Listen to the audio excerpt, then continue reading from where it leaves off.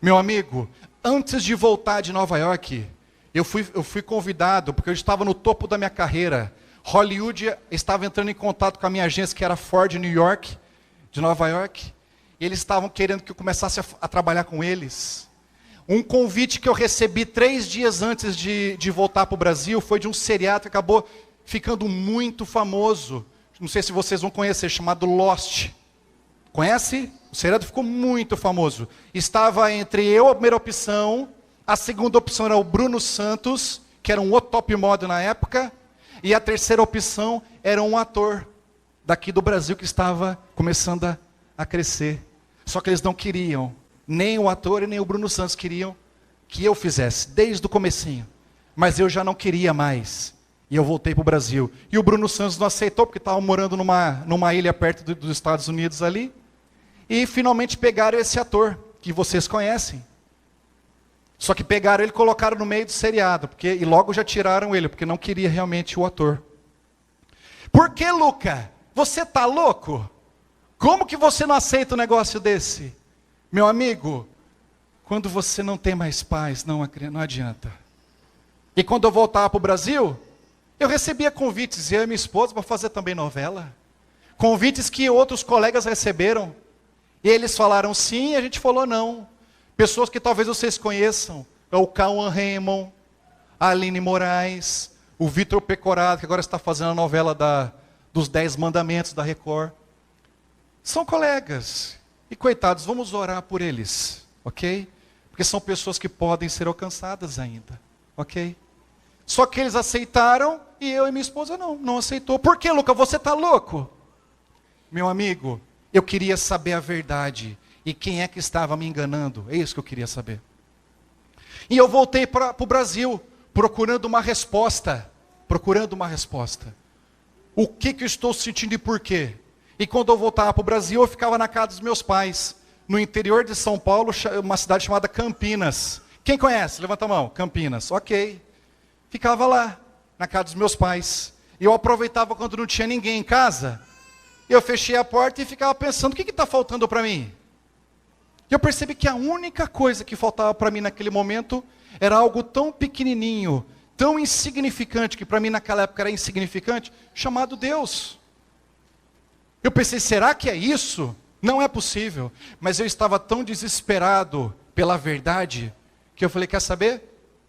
Deus, se é você que está fazendo essa diferença na minha vida agora, e se você existe de verdade, eu preciso de uma prova.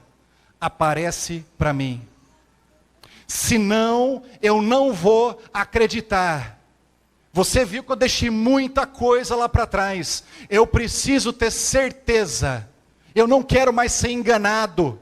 Eu não quero mais ficar na mão de pastor, padre, pai de santo. Eu quero ter certeza que você existe. Sem mentira, sem manipulação. A verdade aparece para mim. E nada. E dia após dia eu fazia essa mesma oração.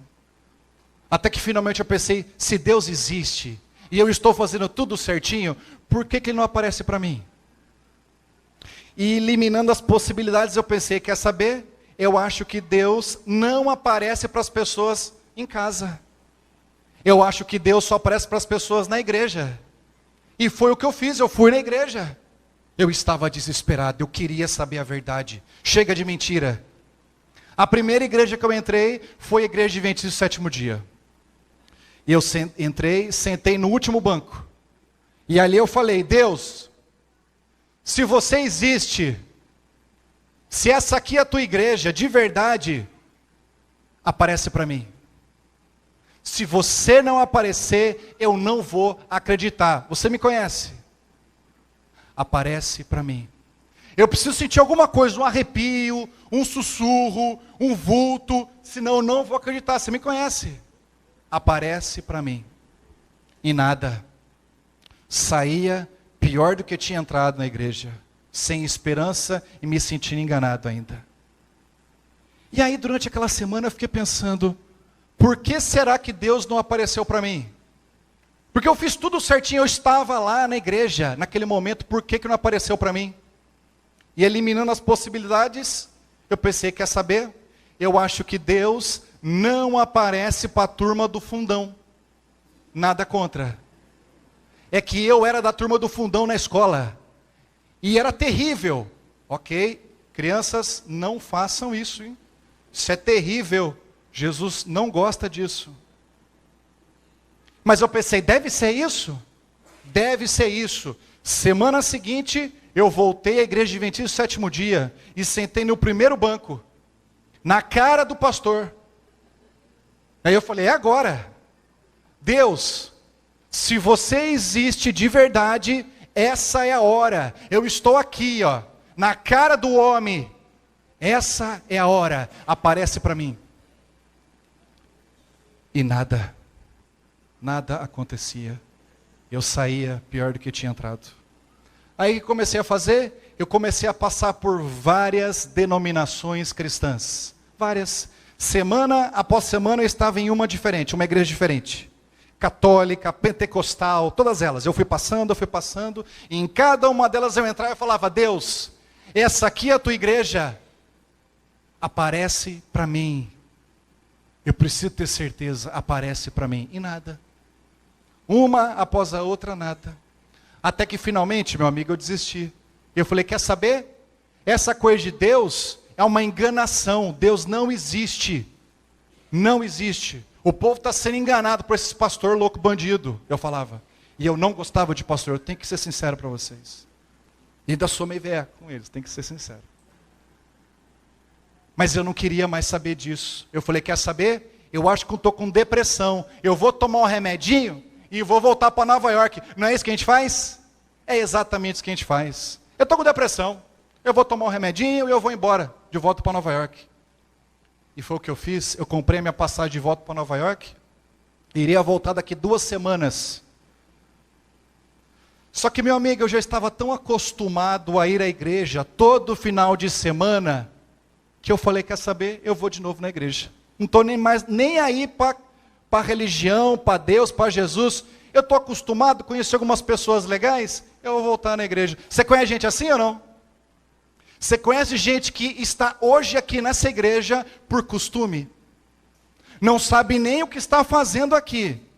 Só sabe que de forma sobrenatural, o terno desse cidadão saiu do armário flutuando, vestiu o rapaz dormindo e trouxe ele para a igreja. E ele só percebeu quando ele sentou, ele falou, o que eu estou fazendo aqui? Não é assim? E o vestido para as mulheres, né? Não sabe o que está fazendo na igreja, está perdido. Perdido. Eu fui novamente assim para a igreja. Por costume. E parece que para fechar o ciclo, eu voltei à igreja adventista do sétimo dia. Só que dessa vez eu não sentei nem no último banco e nem no primeiro. Eu sentei no meio. E ali eu fiquei ouvindo aquele pastor falar. E olha, quanto mais aquele pastor falava, quanto mais ele falava, mais raiva eu sentia dele. Mas eu sentia tanta raiva daquele pastor, tanta raiva, que a minha esposa me conhece. Ó. Eu levantei do banco e fui pegar ele no púlpito. E olha, lembra dos vícios? Eu tinha um vício muito feio. Eu gostava de brigar com pessoas na rua. Eu era uma pessoa que não tinha muita paciência. Eu não sei se tem pessoas assim aqui também. Pessoas que acordam pela manhã, principalmente os homens, né? Acordam pela manhã, entram no carro, colocam o capacete e parece que está dentro do tanque de guerra. Você conhece gente assim ou não? Anda pelas ruas, parece que está dentro de um tanque. Já ouviu ou não? Esse é o teu marido, teu namorado? Meu amigo, não é fácil vencer esse vício. Não é fácil. Eu viajava o mundo brigando com pessoas. Olha que terrível. E olha, eu quero que vocês orem pelo meu pai. Porque ele, durante a minha infância, ele ensinou muita coisa que não prestava para mim. Infelizmente, o meu pai não é da igreja. E ele me ensinou muita coisa que não prestava. 2 delas são essas, ó. A primeira, nunca levar desaforo para onde? Para casa. E eu colocava isso assim, ó, com felicidade na minha vida. Quando aquele pastor falava daquele jeito, eu falei, o quê? Não. A segunda coisa que ele me ensinou, que é terrível, coitado, é que nessa casa não se entra segundo lugar. Nessa casa só se entra primeiro. O segundo nessa casa não presta. Você sempre será o melhor. Sempre será o mais rico, o mais bem-sucedido, em qual carreira que você quiser. Eu estava sendo construído para ser o melhor. E eu ia ser. Só que no meio do caminho, meu amigo, Deus tocou na minha vida. E aquele homem, aquele pastor, não era isso que ele falava, viu? Não era isso que ele falava. Era como eu entendia, era isso aqui, ó. Que era pecado ser rico, era pecado usar joia, que era pecado isso, que era pecado aquilo. E quando esse homem, veja, não era isso que ele falava, viu? Era como eu compreendia. Quando ele falou que era pecado ser rico, eu levantei e fui pegar ele no púlpito. Eu falei, o quê? E quando eu levantei para pegar ele no púlpito, a minha esposa, uma mulher de Deus, um anjo na minha vida, me pega pelo braço e fala, onde você vai? Onde você vai? Senta aqui. Nenê, mas olha o que ele está falando, Nenê. Ele não pode falar isso. Ele está ensinando o povo a ser pobre. O povo não pode ser pobre, o povo tem que ser rico. Só porque esse pé rapado quer ser pobre, todo mundo tem que ser? Não, está errado. Senta aqui. Senta aqui. Aí a gente senta, né? Senta. Mas você fica um cara emburrada. Não gostei. E aí eu estou lá me controlando e minha esposa segurando o meu braço, porque ela já tinha visto várias. Ela sabia o que ia acontecer. Eu ia rolar com ele numa briga, eu não estava nem aí. Não ia ser a primeira vez, mas não ia ser a última. Ia ser divertido até. Terrível. E eu sentado lá, emburrado, aquele pastor falando. Mas eu falei, quer saber? Eu conheço o sistema dessa igreja. Eu sei que esse homem vai ter que parar de falar e vai ter que andar aqui no meio da igreja para ir lá na porta. Na hora que ele passar aqui, eu vou levantar, eu vou pegar ele. Olha que terrível. Que terrível homem que eu era. E a minha esposa foi relaxando assim o braço, sabe, a mão, aí foi soltando o meu paletó, foi soltando assim, eu cruzei os braços e falei, pronto, e agora? Está feito. Esse cidadão hoje vai ser pego. E não deu outra. Acabou-se o culto, ele passou aqui no meio da igreja, e na hora que ele passou por mim ali, eu levantei, pulei para cima dele e falei, eu não falei para você quem que é o pastor, né? Eu não sei se vocês vão conhecer aqui. Quem conhece o pastor Ivan Canhadas? Levanta a mão, deixa eu ver. Olha que legal, vocês conhecem? Levanta bem alto. Tem gente em cima, conhece ou não? Não, né? Olha, deixa eu explicar uma coisa para vocês. Não desperdicem a sua tarde. Chega na tua casa, coloca lá no YouTube, pastor Ivan Canhadas. Vai ouvir esse homem falar. Eu vou te explicar uma coisa. Eu viajo o mundo dando palestras, o mundo. E eu conheço literalmente centenas de pastores. Mas olha, como esse homem, sinceramente, eu não conheço. Esse homem é um homem de Deus de tal forma que eu fico pensando assim, ele só não está sendo arrebatado. Você conhece esse tipo de homem? Ele só não foi arrebatado ainda porque está se segurando porque tem uma obra para fazer ainda, sabe? Porque era para estar no céu já. Esse homem é um homem de Deus. Esse homem, olha, nos casou, nos batizou, é um homem especial. Mas naquela manhã eu ia pegar ele. Estava pronto. E quando ele chegou ali na minha frente, eu pulei para cima dele e falei, é Ivan, né? Ivan, eu uso 2 brincos aqui. E eu usava 2 brincos aqui na época. Tem um furinho até hoje, ó, que não sai. Mais de 10 anos, não sai o furinho do brinco. Eu olhei para cá e dei os 2 brincos aqui, ó. Por causa disso eu não vou para o céu? Ah, meu amigo, eu estava esperando um azinho torto daquele pastor. Só para ser divertido. Eu ia pular para cima dele. Mas só para ser divertido, eu queria que ele resmungasse alguma coisa. Sabe assim? E eu esperando. Por causa disso eu não vou para o céu? Você imagina a igreja. O pessoal do púlpito atrás do pastor. O pastor olha finalmente para mim e me arrebenta. Ele olha para mim e fala assim, não é assim, meu filho. E ele começa a falar, e veja, eu não lembro de nenhuma palavra que esse homem falou para mim aquela manhã. Não lembro. Eu só sei que não tem como explicar para você de uma outra forma.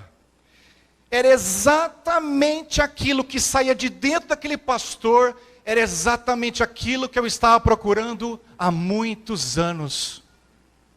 Eu não estava prestando atenção no que estava, mas eu sabia que era aquilo. Não tem como explicar para você, meu amigo, não tem como.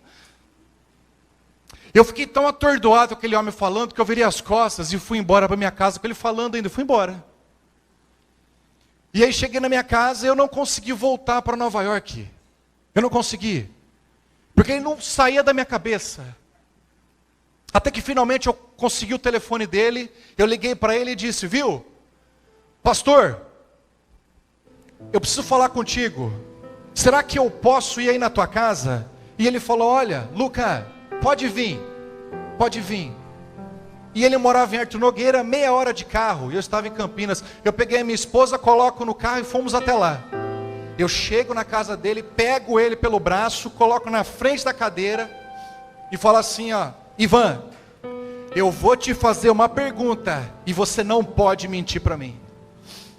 Eu preciso saber a verdade, eu preciso saber exatamente como é o seu dia. Eu precisava saber qual era a diferença entre eu e aquele homem. Eu preciso saber assim detalhes tão minuciosos, que eu preciso saber assim, a cor do pijama que você coloca para dormir, qual é o pé que você coloca para fora da cama, o que você come pela manhã, onde você vai trabalhar. Detalhes. Esse homem olhou para mim, eu não estou entendendo nada, mas eu vou falar.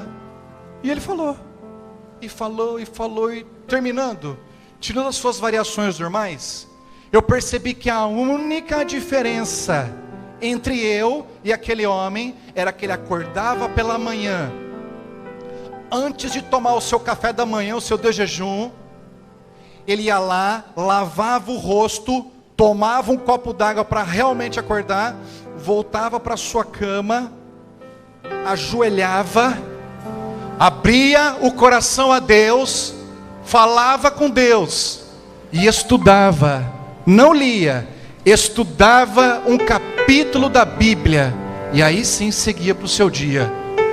E eu pensei comigo mesmo, esse cara está mentindo para mim, ele está mentindo para mim, porque eu às vezes oro, eu às vezes leio a Bíblia e nada muda na minha vida, nada. Agora vem esse pastor mentiroso falar para mim que é isso, ele está mentindo para mim. Eu falei, é só isso, pastor? É só isso. Apertei a mão dele, entrei no carro com a minha esposa e fui destruindo ele no carro, de volta para casa. Falei, nenê, tá aí mais um pastor mentiroso, ó. Não se deve confiar nesses homens. Terrível, mentiroso, não ia colocar em prática. Cheguei em casa e olha, eu dormi naquela noite, uma bela hora da madrugada, eu ouço um barulho tão alto, que não dava mais para dormir, não dava. Eu peguei o relógio 5h11 da manhã, 5h11 da manhã, que é esse cara fazendo esse barulho lá fora? Eu fui até a janela, porque veja, o barulho era mais ou menos assim, ó. Parecia um piro atômico, sabe assim? Falei, o que é isso? E eu fui até a janela, eu abri a janela, e quando eu abro a janela, eu olho lá para fora e não acredito no que vejo. Porque para mim eu pensava assim, deve ser um bêbado lá fora gritando. 5h11 da manhã, eu morava perto de uma balada, dentro de um shopping em Campinas, e às vezes subiam uns jovens bêbados gritando, mas nunca criativo desse jeito, nunca. Pirou atômico, ambulante? Não. Então eu fui lá, eu abro a janela, e quando eu olho lá para fora, eu não acredito no que vejo. O meu quarto era no segundo andar da casa, na frente do meu quarto tinha um jardim, nesse jardim uma árvore, nessa árvore um galho, e quando eu olho para aquela árvore, eu não acredito. Sabe o que estava fazendo aquele barulho? Um bem-TV. Mas bem-TV não faz. Faz? Não faz. Bem-TV faz o quê? Bem te vi, não é? E eu olho para aquele bicho, ele... E detalhe, abre a janela, ele faz assim, ó. E batendo a asa. E um bicho, sabe, bem tratado, grande, peitão amarelo, bonito. E tá ali, ó. E apontava para mim assim, ó. E eu, meu amigo, tô ali, ó, não querendo acordar. Eu coloco os 2 braços para fora e tento espantar ele. Mas ele estava como daqui na porta. Quanto mais eu balançava, parecia que eu era o maestro dele. Mais ele gritava. Ele... Assim, ó. E eu falava, o quê? Eu vou descer, eu vou pegar esse bicho. E aí eu via, desci e fui. Aí eu desci, abri a porta do jardim, pisei na grama molhada, fui até aquela árvore que não era tão grossa. E embaixo daquela árvore, mesmo embaixo dela, aquele bicho não voava, ele ficava para mim, olhando para mim assim, me provocando. E eu ficava com uma raiva dele. E eu tinha que finalmente balançar aquela árvore para ele ir embora. E aí você volta para a cama. Como é que você dorme, meu amigo? Depois de você ter estressado com o bicho, pisado na grama molhada, feito exercício na árvore, você coloca a cabeça no travesseiro depois disso e fica enrolando, não fica? Fica enrolando. 5h11, 5h30, 6 horas. E eu não tinha horário. Não tinha horário para entrar no trabalho. Não tinha que bater cartão. Eu acordava 10h30, 11 horas, todos os dias, não estava nem aí. 5h11 da manhã, aquele bicho acabou com o meu dia. Você já acordou um horário que você normalmente acorda depois? Acordou um horário mais cedo? Já aconteceu isso com vocês ou não? Como é que é o teu dia? É um dia legal? Não é, né? É uma coisa terrível. É terrível, né? Parece que o seu dia não rende, né? Mas aí a noite seguinte chega e você fala, pronto, eu vou dormir. E vou dormir por hoje e por ontem. Agora eu vou à forra. Vou dormir pelos 2 dias agora. E você deita para dormir. Uma bela hora da madrugada, adivinha quem aparece? O Bem TV. E adivinha que horas? Às 5h11 da manhã. Eu não acreditava. Eu peguei o relógio e falei, o que é isso? Olha isso aqui, nenê. Olha isso aqui. Eu não estou acreditando. Esse bicho deve ter relógio de pulso. Não é possível. Não era 5h12 e nem 5h10. Era 5h11. Não sei porquê. Só no céu. Só no céu eu vou saber. E eu ia na janela, abria a janela e... Eu falava, o quê? E aí ficava assim. Eu não aguentava. Eu tinha que ir lá mais uma vez lá embaixo, balançar a árvore, ele ia embora e eu voltava para a cama. E como é que você dorme? Você não dorme. Você continua enrolando, que nem o dia anterior, não é? E mais uma vez, o seu dia é horrível. Para resumir essa história, isso continuou acontecendo mais ou menos durante 2 semanas. Todos os dias esse passarinho ia lá, todos os dias ele ia lá e gritava. Às 5h11 da manhã. E eu não tinha mais vida. Não tinha. Porque você não tem mais controle sobre o ambiente. Ok? Você procura até pedra para atacar no bicho, porque você não quer mais aquilo na tua vida. Porque você fica pensando assim, eu nunca mais vou poder acordar, por exemplo, 5h12, 5h15, nunca mais. Vai ser sempre esse horário, acabou a minha vida. A minha vida acabou, não tem como.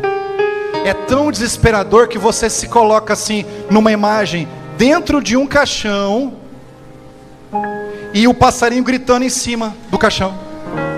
É assim que você se vê, acabou o teu futuro. Aí, eu finalmente, um dia eu fui fazer um trabalho em São Paulo, e eu ficava assim, 12º andar de um flat, não tinha sacada, ok? E eu ficava pensando, será que esse bicho vai aparecer aqui? Porque se ele aparecer aqui, ele não tem onde pousar,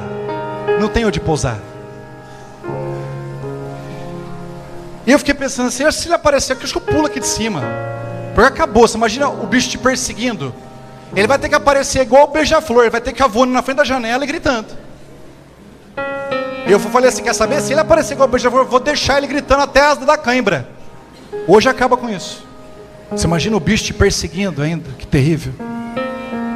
Mas olha, ele não apareceu, graças a Deus. Mas ele ficava comigo na minha cabeça. E aí, eu voltei para casa esse dia e cheguei pro meu pai e falei, pai, no canto da casa, quando eu não durmo nessa casa aqui, aquele bicho vem, aquele passarinho vem. O meu pai parou e falou, ô Luca, eu passo ainda 5h11, né? Isso. Não é que não vem? Eu falei, pai, você tem certeza, pai? Certeza? Eu tenho certeza, porque quando ele vem eu acordo também. E realmente ele acordava. Quando eu balançava a árvore e voltava, estava o meu pai e a minha mãe gritando, rindo na janela desse cara do lado da mesa. Ria, kkkk, assim. E eu ficava com uma raiva. E aí eu não acreditei. Eu fui até a minha mãe do outro lado da casa. Mãe, quando aquele passarinho vem, quando eu não durmo aqui nessa casa, aquele passarinho vem. A minha mãe parou. Falou, Luca, não é que ele não vem? Falei, mãe, você tem certeza, mãe? Certeza, pensa direitinho. Não vem não, Luca. Que coisa, né? Eu não acreditei. Falei, não, pronto, esse bicho não vai voltar mais. Dormi feliz naquela noite. Adivinha quem aparece? O passarinho. Adivinha que horas? Às 5h11 da manhã. Eu não acreditava. Eu não aguentava mais, eu não tinha mais vida. Eu ia lá, abria a janela, ele bicho. Não aguentava mais. A minha vida tinha acabado. Aí eu tinha que ir lá, balançar mais uma vez a árvore. Só que dessa vez eu nem olhei mais para ele. Dessa vez ele foi embora. E aí eu voltei para minha cama. E eu falei assim, quer saber? Eu não tenho mais vida. Acabou, eu desisti. Depois que o pastor Ivan falou que eu tenho que fazer, eu não estou fazendo, esse bicho começa a aparecer aqui. Não é possível. Não é possível. Eu vou ajoelhar aqui, alguma coisa vai acontecer.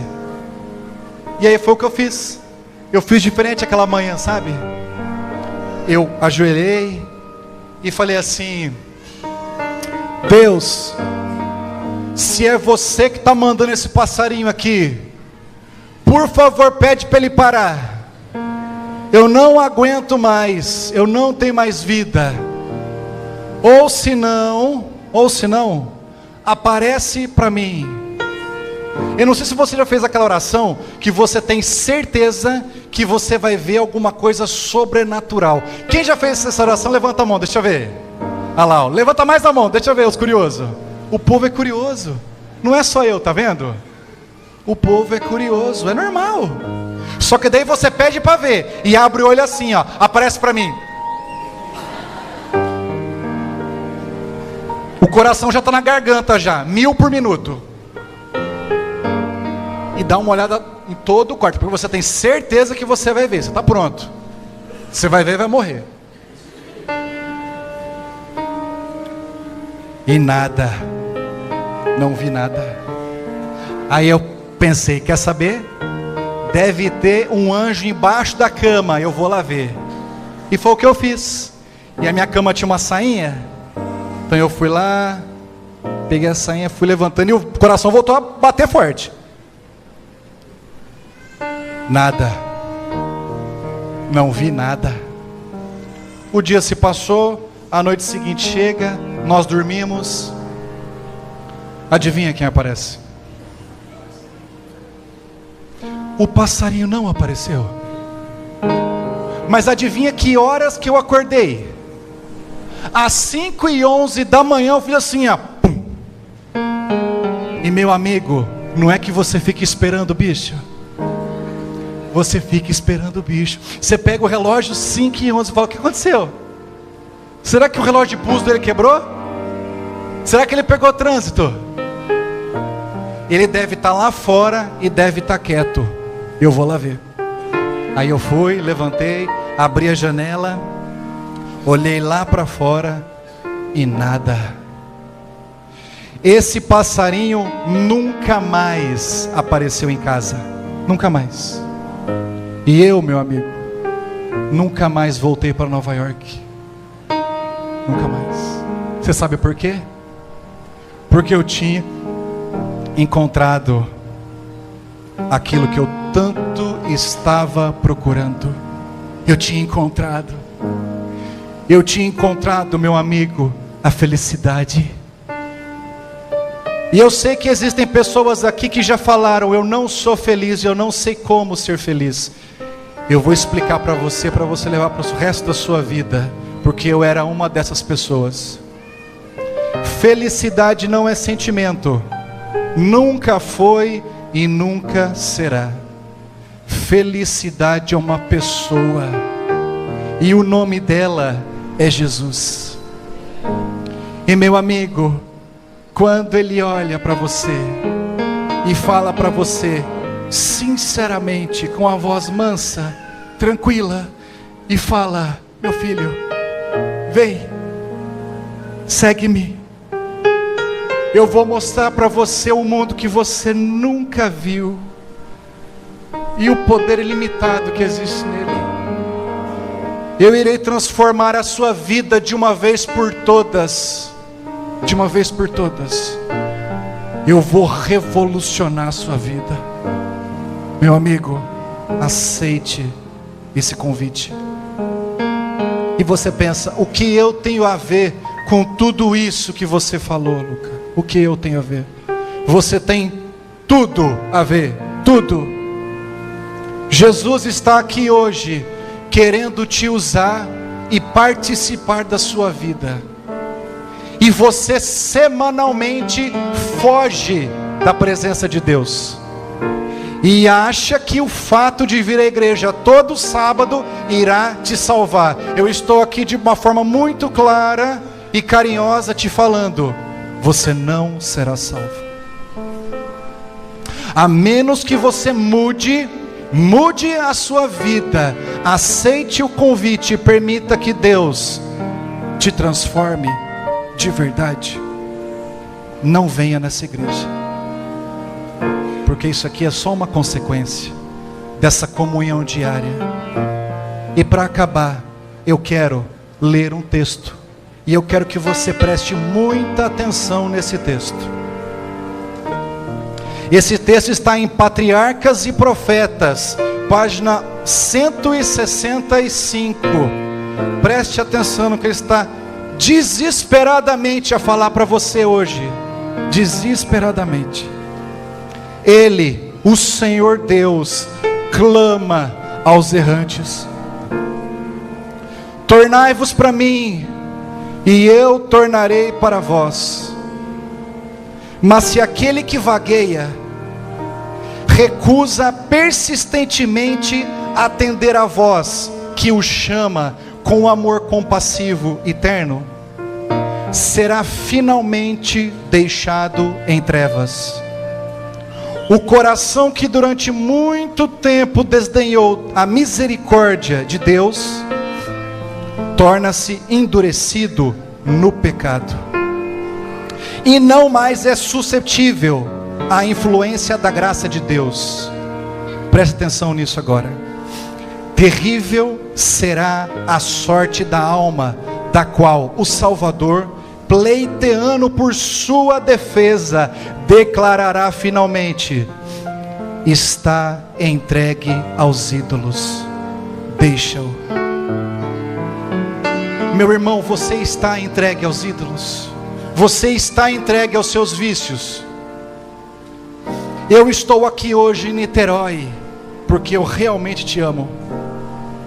Eu realmente quero que você seja salvo. Só que essa escolha só você pode fazer. Só você.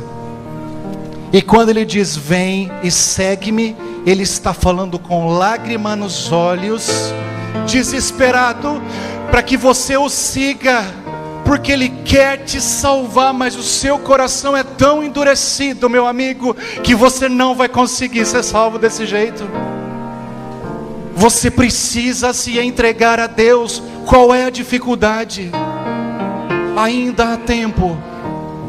Se você quer se entregar de verdade a Deus, entregar os seus ídolos, os seus vícios, para que Ele trabalhe, arranque da sua vida de uma vez por todas, eu gostaria que você saísse do seu lugar e viesse até aqui na frente. Eu quero olhar dentro dos seus olhos e eu quero orar por você, enquanto a irmã canta um louvor a Deus. Não saia dessa igreja sem você, que está afastado da presença de Deus, e eu sei que não são poucos.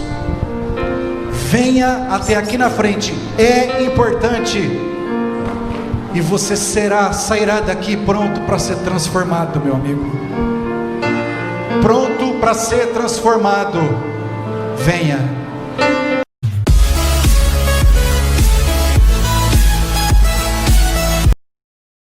Olá, tudo bem com vocês? Obrigada pelo carinho. Queridos, eu estou aqui para trazer uma ideia talvez muito diferente para vocês. Quando nós conversamos sobre neurociências, e vocês sabem que essa é a minha paixão de falar sobre neurociências e como isso impacta a minha e a sua vida e como podemos utilizar do que as ciências têm nos disponibilizado para sermos mais felizes, mais assertivos. Eu quero nesta manhã falar um pouco para vocês sobre o que as neurociências têm falado sobre os nossos relacionamentos. E quando vocês estão lá em contato com o outro, na atividade mesmo do dia a dia, de fazer uma oferta, de falar sobre saúde para as pessoas e acima de tudo sobre a felicidade que Deus veio proporcionar para nós, a esperança de uma vida eterna, as neurociências têm muito para contribuir para a vida de vocês. Porque as neurociências têm se dedicado também para ver o que acontece quando a gente conversa um com o outro. Quando me coloco em relacionamento com o outro, qual o impacto que o meu cérebro recebe e, consequentemente, qual o impacto que o meu cérebro consegue fazer com o cérebro do outro. Na verdade, tudo que você é, como você pensa, como você se comporta, tudo isso depende de comandos cerebrais. Sem dúvida nenhuma que Deus nos deu algo incrível, que num segundo momento eu vou falar isso para vocês. Deus nos dá algo incrível que se chama cérebro.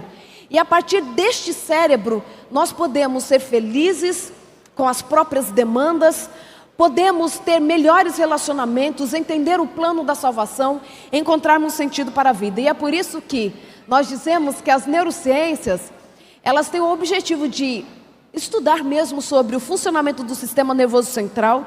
É isso que nós estamos fazendo lá nas nossas pesquisas, mas com o objetivo de trazer mais sentido, mais significado para mim e para a sua vida.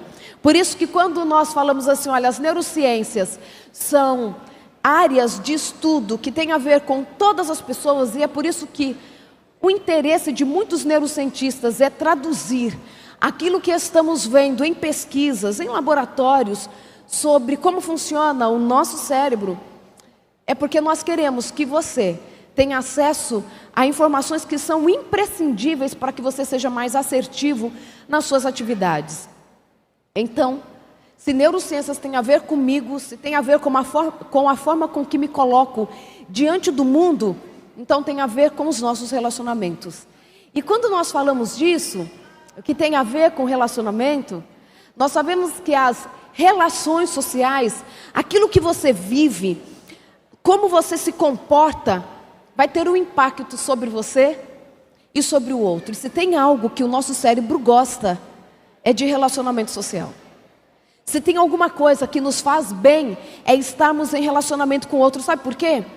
Porque uma das melhores coisas para o cérebro é receber carinho físico. Bebês, quando nascem, se não recebem o toque da mãe, se não recebem o aconchego do colo, ele pode inclusive ter uma alteração neurológica que vai ter impacto no seu desenvolvimento.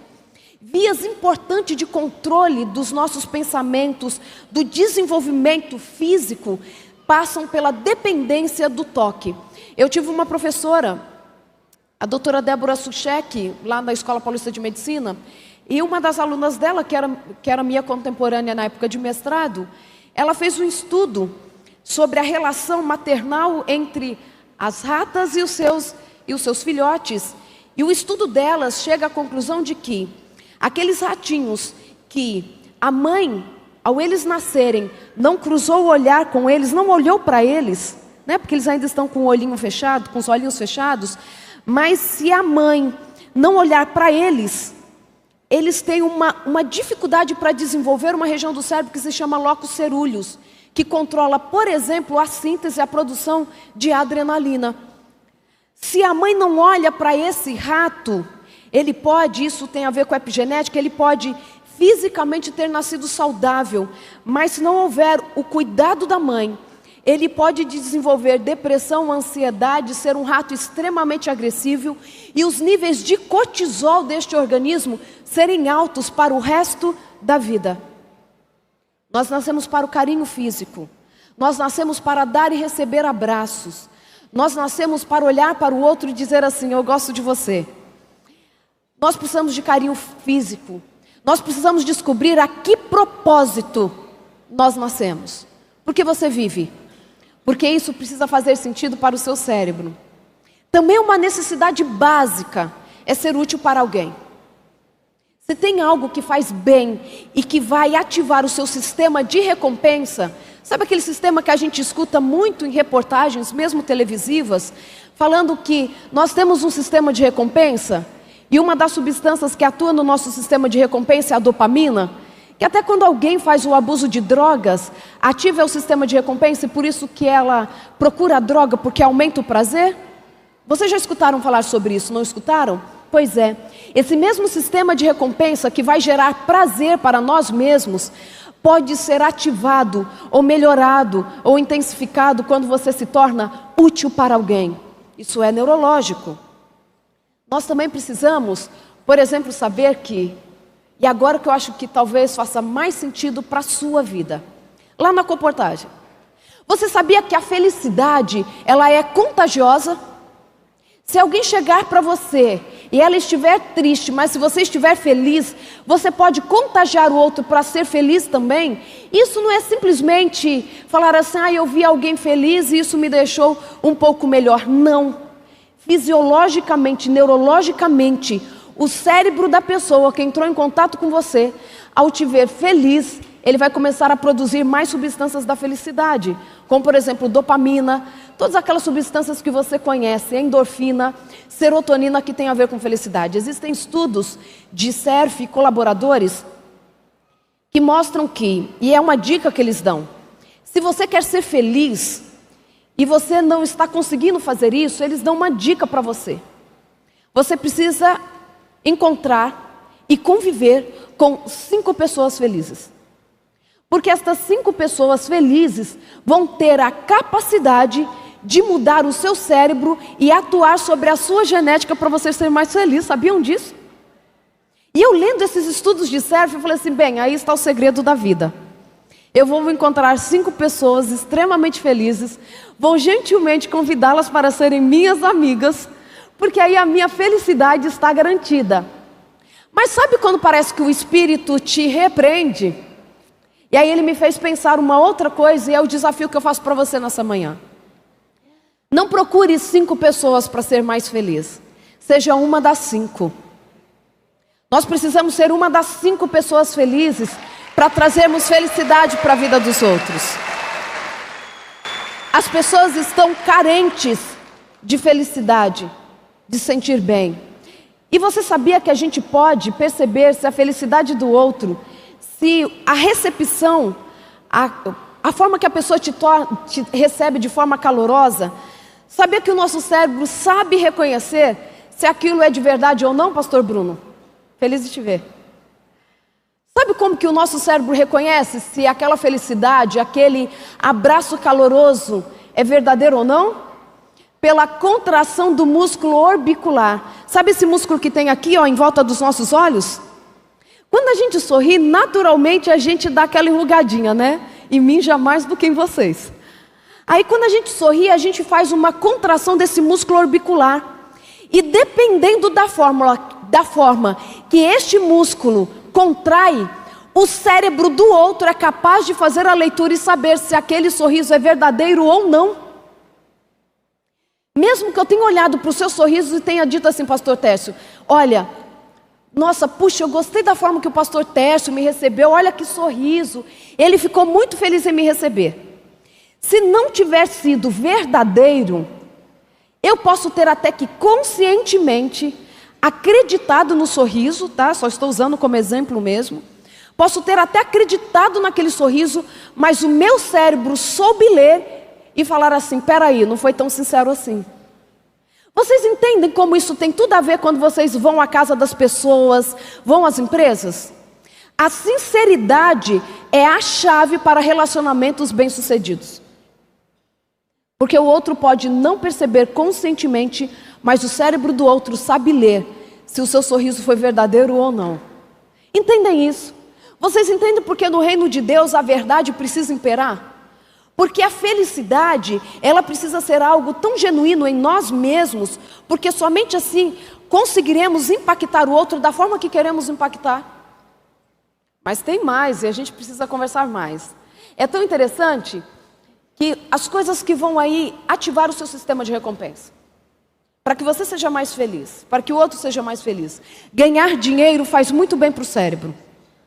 Numa outra ocasião eu vou contar para vocês, no outro encontro, sobre como que a gente ganha dinheiro e a forma de gastar o dinheiro e como se ganhou o dinheiro. A forma de fazer tudo isso vai ter um impacto muito diferente sobre o cérebro. Por isso que muita gente ganha muito dinheiro, ganha até na loteria, e em pouco tempo perdem tudo, se tornam menos felizes do que eram antes de serem milionários, bilionários. Dinheiro faz bem para o cérebro, mas vai depender de como você ganhou e como você vai gastar esse dinheiro. Dica até para formas de premiar equipes, passa tudo pelo jeito que nós neurocientistas estamos dizendo que faz bem. Não sei se deveria colocar isso, porque comportor não devia ficar em casa jogando videogame, né? Mas jogar videogame faz bem para o cérebro. Sério. Mas posso contar uma coisa para vocês? Mulher joga videogame melhor que homem. Por isso que os homens não deixam a gente jogar videogame. Medo, é medo. Macaco joga videogame melhor que o ser humano, né? Sabiam disso? E as macacas sempre ganham dos macacos. Gente, desculpe, é a ciência, não há nenhuma tendência na análise dos resultados, tá bom?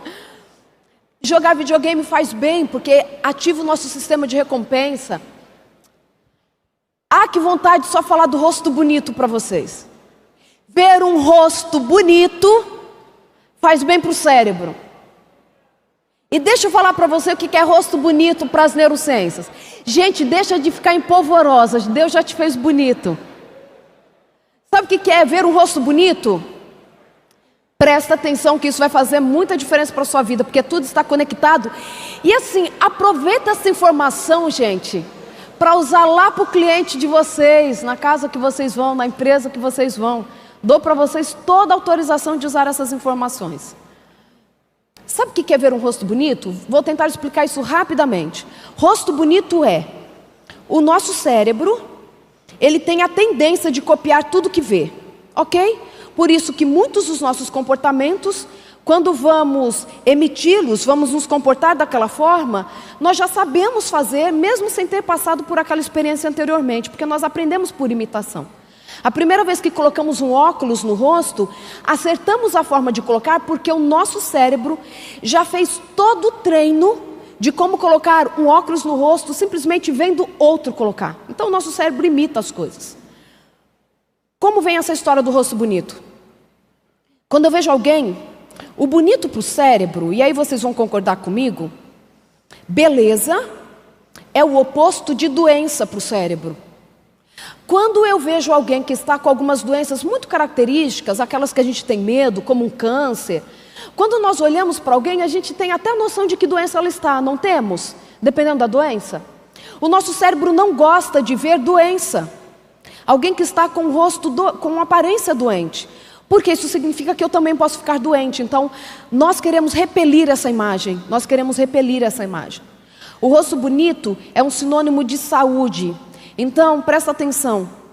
Para você sair lá para dar sua oferta, alinhe o cabelo, lave o rosto, tome o desejum. Se existe uma refeição que nunca deveríamos pular, segundo as neurociências, é o desejum. Você pode pular qualquer uma, menos o desejum. Inclusive, se você quer emagrecer, você precisa fazer do desejum a sua principal refeição. Falei um pouquinho disso para as mulheres ontem, sobre dieta intermitente, que tem um monte de gente fazendo errado. E aí, coma, não vá com fome, não vá falar com as pessoas com fome, porque o nosso organismo, o nosso cérebro vai tentar primeiro resolver todas as demandas básicas, para depois te permitir lançar-se em outras atividades, como por exemplo, a venda, uma oferta. Então coma, alinhe o cabelo, esteja saudável, vai dormir cedo, porque a sua olheira, ai que vontade de falar só disso também, porque a sua olheira ou somente a sua aparência de cansado faz o outro não querer ficar perto de você, porque o nosso cérebro não quer nenhuma aparência que mostre para ele que ele também talvez esteja cansado. Não é à toa que a gente fala do sono da beleza. Quando você dorme, você fica literalmente mais bonito a partir do olhar do outro. Então vai dormir, come direito, alinha o cabelo e vai falar com o outro, porque o nosso cérebro gosta de estar perto de um rosto bonito. Aí você vai lá falar com o outro, todo mal acabado, com cara de fome. Isso combinava lá na teologia, quando você estava aluno, lá na campanha, você escolhia a dedo a irmã que você ia visitar na hora do almoço. Eu sei, você sabia que lá ia rolar um almoço e tal, mas agora não faz mais sentido isso. Vai bonito, vai bem alimentado, porque isso vai fazer muita diferença. Nosso cérebro gosta de sexo, faz bem para o nosso cérebro. Os homens também agradecem, as mulheres também. Nos deixa mais bonitos, sim. É uma necessidade básica para o nosso cérebro de adulto casado. Eu não preciso dar essa ênfase, né? Com o esposo e com a esposa. Comer. Nós precisamos comer. Ontem falei um pouquinho disso para as meninas também. Mas comer demais nos deixa mais feios. E não é só mais feios por conta de questões estéticas. Aumenta a inflamação do nosso organismo. E o aumento da inflamação do nosso organismo, esta inflamação também atinge o nosso cérebro. E você se torna menos capaz cognitivamente quando você está sobrepeso. Não estou falando de obesidade mórbida, aquilo que as pessoas já estão percebendo. Estou falando, se você já estiver sobrepeso, você já está provocando uma inflamação do seu cérebro. Se eu fosse entrar em detalhes, eu ia falar para você que a maioria das doenças neurodegenerativas envolvem um processo inflamatório. O câncer envolve um processo inflamatório, o diabetes envolve um processo inflamatório. E quando nós estamos sobrepeso, você já permite que este organismo fique vulnerável a estas doenças que tanto tememos. Porque sobrepeso, você já está com o seu organismo inflamado. A inflamação também anda junto com cortisol, que é o hormônio necessário para o nosso organismo, mas acima dos seus níveis normais, vai provocar em nós um processo de morte celular não programada. Vem como tudo está relacionado. Deus nos fez para que tudo em nós conversasse, para que toda esta conversa interna pudesse fazer sentido para quem olha para mim, para quem entra em relacionamento comigo, para que este contato seja saudável. Preciso falar de exercício físico? Até hoje, foi um prêmio que o nosso laboratório, enquanto eu ainda estava na USP, ganhamos, foi mostrando que, se nós quisermos, vou resumir isso, se nós quisermos, por exemplo, impedir que um gene, esse gene se chama cloto, o cloto recebe esse nome por conta da mitologia grega, 3 deusas que comandam a nossa existência, uma comanda o nosso nascimento, a outra a nossa vida, e a cloto é quem que está no quadro das 3 deusas, com a tesoura na mão, cortando o fio da vida. Por isso que o gene recebeu esse nome. Quando o cloto está ativo, o cloto, quando ele entra em atividade, porque os genes ficam silentes e são ativos ao longo da nossa vida, dependendo de um monte de coisas, quando o cloto começa a de fato funcionar, nós começamos a envelhecer. O exercício físico é o que nós vimos até hoje, que consegue aumentar os níveis endógenos daquilo que o próprio organismo produz, de ouabaína, que é uma substância que consegue inibir cloto. 7 dias de exercício físico, nós já conseguimos ver efeitos sobre a produção de ouabaína, aumentando seus níveis e tendo possibilidade de segurar melhor a atividade de cloto. Exercício físico não pode ser qualquer um. Tem que ser um exercício físico prazeroso. Aí você fala assim, mente poluída. Eu não gosto de nenhum, é melhor então não fazer. Porque quando você faz um exercício físico que não é prazeroso, ele pode ter o efeito oposto. Estou falando no nível neurológico, tá? Ele pode ter um efeito oposto. Porque se você não gostou, você aumenta os níveis de cortisol. Aumentando os níveis de cortisol, você aumenta a inflamação do seu organismo, mesmo fazendo exercício físico. Então, o exercício físico, para ter o efeito positivo de forma mais completa, ele precisa ser prazeroso. Aí sim, vai ter um efeito mais inflamatório do que uma atividade que você está fazendo por pura obrigação. Deus nos chamou para o reino dele para que tudo faça sentido e tudo nos dê prazer. Então o exercício físico precisa entrar na sua rotina como algo que te dê prazer. Porque nós precisamos manter a nossa vida muito bem. Por exemplo, ganhar prêmios faz bem. Café e álcool também ativam o sistema de recompensa. Porque você vai encontrar pessoas falando isso. E a gente não pode pegar aqui e esconder essa informação. Que vai ativar o sistema de recompensa? Vai. O álcool ativa o nosso sistema de recompensa e é por isso que as pessoas ingerem álcool. Só que a grande questão da vida não é só ativar o sistema de recompensa, porque a gente não vive só do prazer. Ele ativa o sistema de recompensa, mas ele, por exemplo, suprime a fase do sono REM. No sono temos a fase REM, e a fase REM, que é o movimento rápido dos olhos, é nessa fase que a gente sonha, que acontece a síntese de proteínas, que células são reparadas, aumenta o nível de melatonina. Ah, que vontade de falar de melatonina, mas não dá tempo. Tem um monte de gente tomando melatonina como placebo, tá? Que sem a melatonina conseguiria o mesmo resultado, enfim. O álcool suprime essa fase do sono que é reparadora. A ressaca do dia seguinte do álcool tem mais que ver com essa perda na qualidade do sono do que mesmo com o efeito fisiológico do álcool. Além disso, ele é bifásico. A primeira fase vai, sim, ativar o sistema de recompensa, mas na segunda fase ele é inibidor do sistema nervoso central. Além de ajudar, de forma prejudicial, a dissolver a parede do neurônio, que é feita de gordura, e o álcool dilui a gordura, trazendo prejuízos muitas vezes irreversíveis ao neurônio. Ele também pode provocar depressão, porque ele é bifásico. No primeiro momento ele excita o cérebro, traz prazer, e no segundo momento ele vai deprimir esse sistema nervoso central. Café também é estimulante, mas também traz muitos prejuízos para o organismo da forma que as pessoas usam. E nós recomendamos, isso eu falo em nome das neurociências, por exemplo, que as pessoas que estão agitadas, elas não deveriam tomar. Quem precisa dormir mais, tem problema com sono, tem que deixar o álcool, tem que deixar o café e todas as bebidas que são estimulantes. Então nem tudo que aquilo que faz bem, olhando num aspecto, vai fazer bem tudo. Você já escutou, talvez em reportagens, ou mesmo médicos falando que o vinho faz bem? Já escutaram isso? Que o vinho faz bem para o coração? Claro que faz. Porque ele tem um resveratrol. Só que o resveratrol não é uma propriedade do vinho, é uma propriedade da uva. Está lá.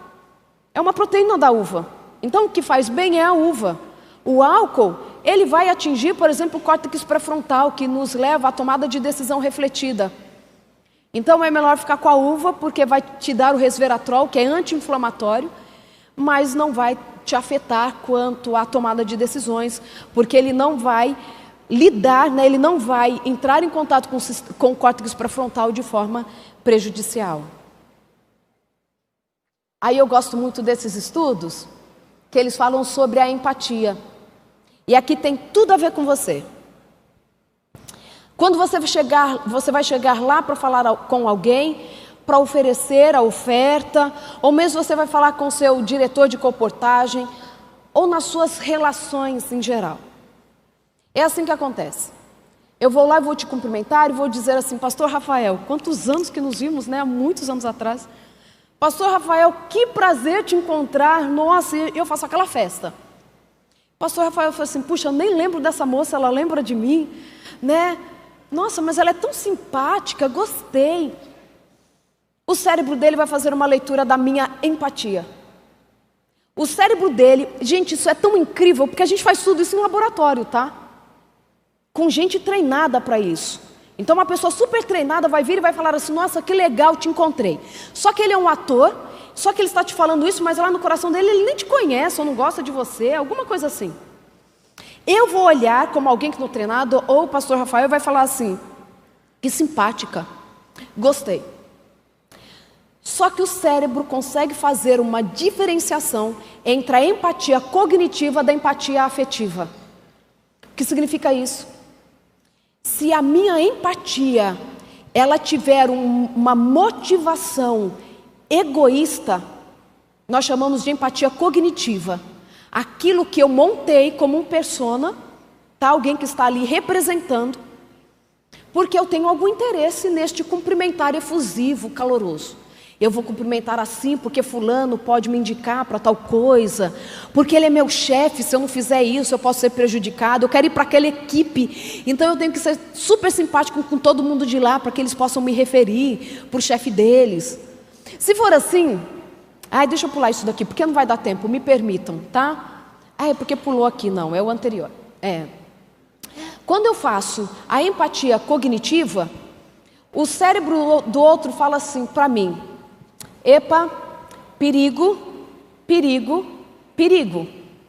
O outro não está vindo para que você possa ter uma boa relação com ele. Porque quando a empatia é cognitiva, a informação chega no córtex pré-frontal, que é a tomada de decisão refletida, e aí ele vai direto, gente, para cíngulo posterior.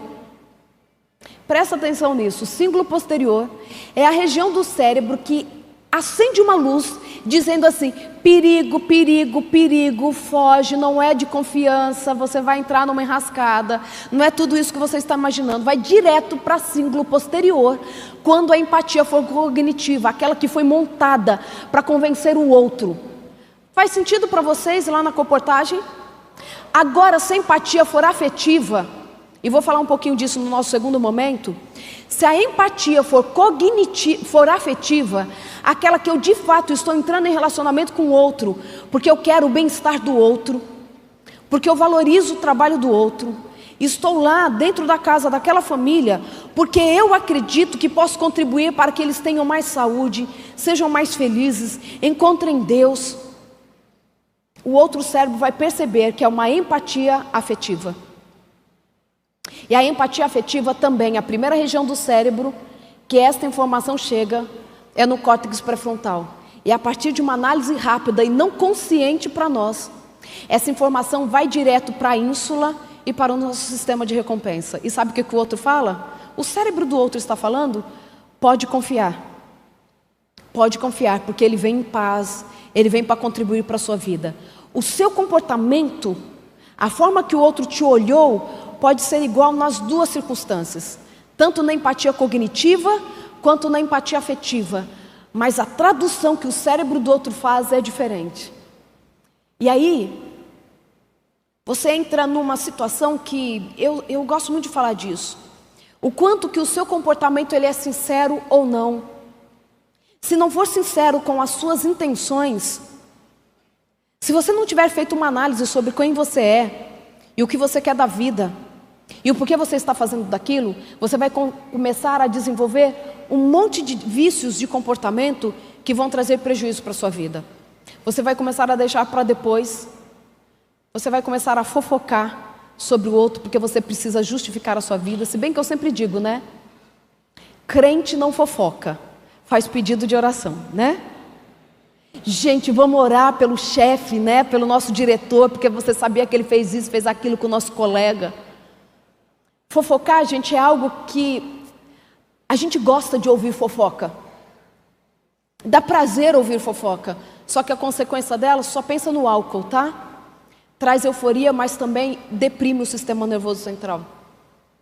Porque a gente quer escutar fofoca sobre os outros, mas quando estamos no centro dela, nós percebemos o quanto que isso é prejudicial. Sabe outra coisa que é prejudicial para você e para o seu cérebro? Eximir-se da culpa Não fui eu não, foi o sistema. Foi o outro que colocou isso sobre mim. Quando você tenta fazer tudo ao mesmo tempo, não consegue, porque o nosso cérebro só consegue focar em uma coisa por vez. Não adianta você achar que você consegue fazer tudo, prestando atenção em tudo que você não consegue. Algumas coisas você vai colocar no piloto automático e de repente essa atividade vai sair bem feita, porque ela é simples, você já está bem treinado, mas para a maioria das coisas que de fato exigem de nós um esmero, nós precisamos prestar atenção e nós só vamos conseguir focar em uma coisa por vez. Você não pode prometer o que você não pode cumprir, porque isso é prejudicial para as suas relações. Você vai faltar com a verdade e depois no final você também vai ser prejudicado. Para de fazer drama. O drama é a forma de você se convencer da mentira que você está contando para você mesmo. Porque quando a gente começa a justificar muito uma situação, significa que a resposta não está clara para nós, ou estamos tentando nos convencer da mentira que estamos contando para o outro. E já começou a acender ali. Deixe de ser impaciente, pare de maltratar. E saiba que o seu sistema de tomada de decisão refletida está inteiramente ligado ao seu sistema emocional. Vou deixar isso para a gente comentar um pouco depois, para que a gente possa ter tempo. E eu quero voltar, se vocês me permitem, falando de motivação. Porque a partir de uma visão neurocientífica, nós estamos aprendendo errado o que é motivação. E tem algo que é essencial para você se sentir motivado todos os dias, levantar e fazer essa obra maravilhosa que você faz. Seja feliz, seja intensamente feliz. Esse cérebro que Deus te deu foi para que trouxesse significado para a sua vida e para a vida daquelas pessoas com quem você entra em contato. Até daqui a pouco.